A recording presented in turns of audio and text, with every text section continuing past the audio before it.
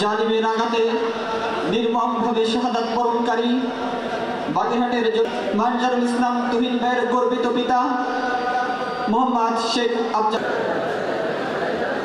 আলহামদুলিল্লাহ, আমরাও আজকে গর্ববোধ করছি।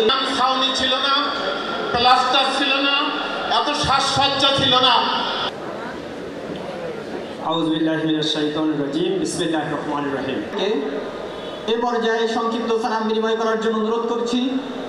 শহীদ স্থাপন করবে যাদেরকে দেখে মানুষ শিবিরকে চিনবে, সেই প্রাণপ্রিয় কর্মী।